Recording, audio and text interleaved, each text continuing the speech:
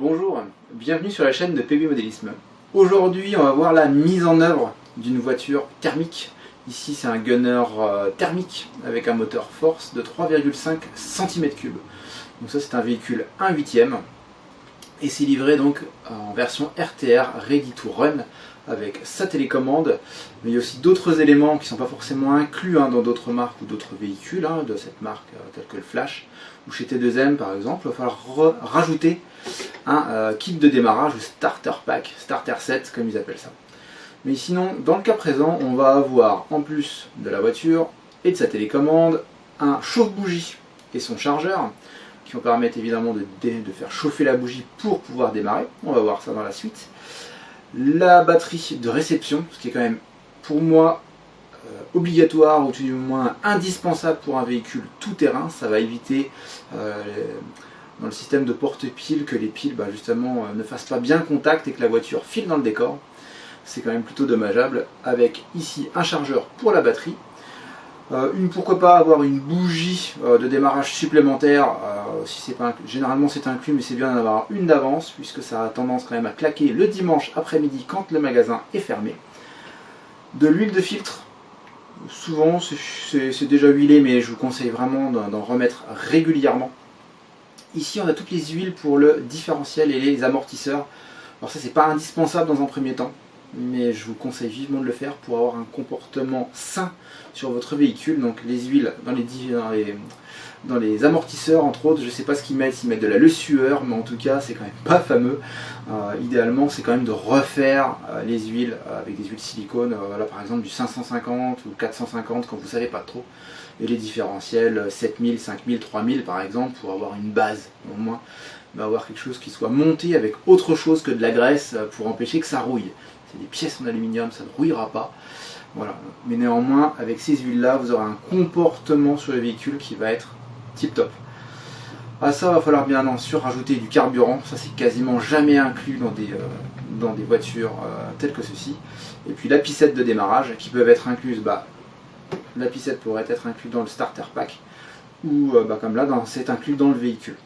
La télécommande ici est aussi livrée sur batterie, c'est plutôt rare, je tiens à le préciser, mais sinon il va falloir rajouter des piles pour cette télécommande. C'est plutôt complet dans le cas présent. Autre petit point de détail, néanmoins important, le manuel d'utilisation qui va permettre de retrouver les pièces détachées. Si vous venez à casser, je sais pas un triangle, une fusée, vous allez retrouver la référence de la pièce détachée. Vous allez taper la référence sur notre site internet et vous allez retrouver tout de suite la pièce. Vous allez savoir si on l'a en stock, ce qui est le cas. On l'espère le plus souvent possible. Évitez de casser, bien sûr. Voyons maintenant ce qu'on va mettre en œuvre sur la voiture. Donc, une paire de clips qu'on va éviter de paumer. Donc, pour éviter de les perdre, la petite astuce du chef, remettez les clips sur la voiture. Alors, première petite chose, l'antenne. Vous avez une paille d'antenne qui est livrée avec et qui va permettre de protéger l'antenne. L'antenne, la partie efficace, c'est les 30 derniers millimètres sur du 2Go4.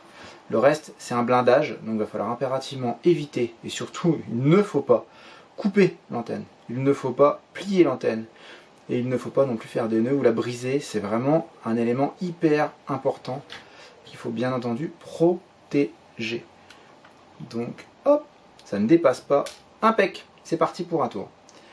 Deuxième élément, on est certes sur un moteur thermique, mais vous allez avoir besoin d'énergie pour alimenter le cerveau de direction ainsi que le cerveau de gaz. Donc on a un système ou de boîtier porte-piles, mais que je déconseille, bien sûr, ou vous allez avoir une batterie ici rechargeable, 6 volts, 1600 mAh, donc ces 6 volts, ça va donner la puissance ou le couple au cerveau, la vitesse de ces cerveaux. Voilà, généralement c'est 4 volts 8 ou 6 volts. Et puis on a des systèmes en 7 volts 4 qui tentent à venir, donc le système HV. On a des vidéos sur ce sujet-là. Dans le cas présent, 6 volts, 1600 mAh, 1, 2, 3, 4, 5 éléments. On va pouvoir brancher la batterie, mettre en place. Donc la batterie de réception est installée. Vous avez un interrupteur de mise en route. On a à portée de main la télécommande vous pouvez soit mettre des piles, mais ici on est sur une batterie au lithium. C'est vraiment la MHD3S qui est une super radio, basique mais vraiment super efficace. Mise en route de la télécommande.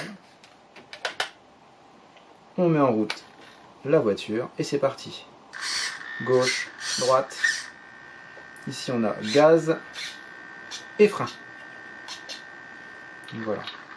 Frein, ça bloque la voiture avec un système de disque. Vous retrouverez dans les fonctions de la télécommande rapidement le trim de direction pour que la voiture aille bien dans l'axe. On voit le cerveau ici qui va être bien centré. Le trim de gaz ainsi que la limitation de débattement pour la direction. Donc le trim de gaz lui va servir un peu de starter. Si vous voulez, au lieu de maintenir du gaz, vous allez donner un peu de trim de gaz. Mais c'est vraiment que pour la phase de démarrage, on va voir ça dans la suite de la vidéo. Et puis ici c'est le limiteur de débattement en direction. Alors c'est aussi une cause de panne dans certains cas, puisque ici vous avez bien 100% de direction. Mais si vous descendez la molette à 0, il ne se passe plus rien. Si on met 10-20%, ça tourne un tout petit peu. Et puis si on augmente progressivement, voilà, on a bien le débattement. Généralement on le met aux alentours de 80%. Ça va éviter la mise en butée du système et que le cerveau ne force. On l'entend quand il force, il grogne ou siffle. Donc voilà, le but c'est d'avoir quelque chose qui soit suffisamment réactif mais pas trop pour commencer. Donc mettez-le aux environs de 80%. Autre point, on va donc maintenant faire le plein de la voiture avec du carburant. Là, je prends un bidon que j'ai entamé. Vous avez donc une pissette de démarrage avec un petit bouchon. Vous allez donc remplir la pissette.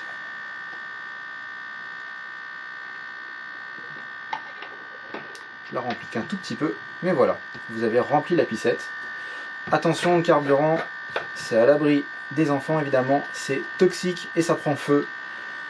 On se doute très bien, mais je tiens à le préciser quand même. Pour faire le plein,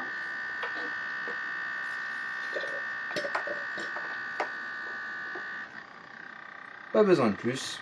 Pour un premier démarrage, ce sera suffisant. Autre point, on a ici le moteur qui n'est pas amorcé en carburant. On va donc amorcer pour la première fois ce moteur. Il n'a jamais vu une goutte de carburant, mais attention, il y a des huiles de démarrage, des huiles de montage dans le moteur. Donc le moteur est déjà, sans avoir de carburant, il est déjà comme noyé en fait. Il y a déjà trop d'huile, le rapport stoichiométrique pour les puristes va pas être top. Voilà. Donc il faut l'amorcer en carburant certes, mais il y en aura vraisemblablement déjà de trop. S'il y a trop de carburant, on va démonter la bougie, retourner la voiture et vider avec le lanceur, en donnant des coups de lanceur, on va vider le moteur du carburant. Donc vraiment que des vapeurs de carburant dans le moteur, jamais sous forme liquide. On peut bloquer la voiture plein gaz pour amorcer.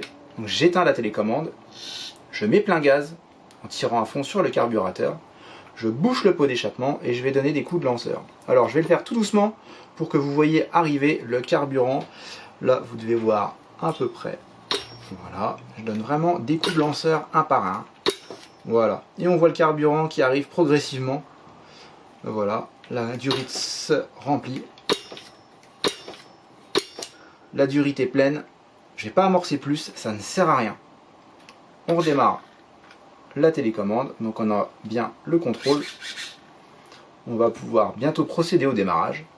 On va maintenant vérifier le chauffe-bougie. Le chauffe-bougie, c'est ça. On presse pour libérer les mâchoires sur la bougie. Les bougies d'ailleurs, vous les trouvez sous forme de blister. Ici, voilà une GPN4 de chez Hobbytech. Voilà, donc on libère les mâchoires, on met sur la bougie, et lorsqu'on relâche les mâchoires, eh bien ça va tenir. Voilà, donc là ça tient tout seul, et là ça chauffe tout de suite. Je vais pas insister plus, on va pas chauffer. Petite cause de panne, je tiens à le préciser, mais des fois vous pouvez avoir un problème de contact ici, sur la petite cosse en laiton. Malheureusement c'est en laiton, il y a de l'acier, il peut y avoir de l'aluminium, et avec phénomène d'oxydation, c'est le laiton qui va ramasser en premier et qui va malheureusement faire défaut. Donc vous grattez un petit peu et vous remettez la batterie, généralement ça repart pour un tour. C'est un truc qu'on a régulièrement par expérience. Voilà. Si vous souhaitez donc recharger le chauffe-bougie, eh bien là on a une fausse bougie dessus, donc on libère les mâchoires, on met sur la bougie, on relâche, ça tient, c'est parti mon kiki. Pour le temps de charge de tous ces éléments là, je fais un rapide topo. Vous avez ici une batterie de capacité qui doit être de 1600 ou 1800 mAh. Voilà. 1800 mAh, MAH, ça c'est la capacité, c'est le volume de la baignoire, 1800. Ok, c'est pas un courant, c'est vraiment une capacité. Ici vous avez un chargeur qui charge à 170 mA de courant, milliampères, pas d'heure, milliampères. C'est-à-dire qu'il va falloir approximativement une dizaine d'heures pour une charge complète. 170, puis 340 mAh et ainsi de suite. Toutes les heures, vous insufflez 170 mAh dans la batterie. Donc 170, 340 et j'en passe. Vous allez mettre donc une dizaine d'heures pour recharger complètement cette batterie. Même principe pour la batterie de réception, la batterie à prise rouge qu'on a installée dans la voiture. On avait une 1600 et là ça charge à 80 mA, donc 1600 mAh de capacité pour 80 mA de charge toutes les heures, donc 80, 160, 240 mAh.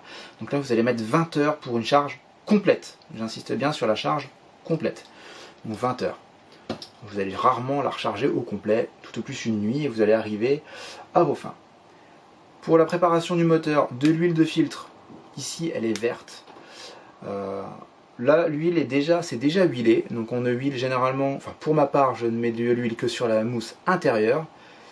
Voilà, j'ai le doigt qui est gras, donc il y a vraiment de l'huile déjà de filtre sur la mousse intérieure. Pourquoi que la mousse intérieure? Ça évite d'avoir trop de poussière qui viennent s'agglomérer. Il y a des gens qui aiment bien en mettre en masse, moi c'est pas trop mon trip, j'aime bien en mettre que sur la mousse intérieure. Chacun ses goûts et ses couleurs. Si la vidéo vous a plu, n'hésitez pas à mettre un petit pouce bleu, ça fait toujours plaisir à l'équipe et puis aussi à YouTube. Si vous avez aussi des questions, posez-les en commentaire, on vous répond en principe assez vite, on est assez réactif sur le coup, on répond systématiquement en moins de 3 mois. N'hésitez pas non plus à vous abonner à la chaîne, encore une fois ça fait plaisir. Une bonne journée, au revoir.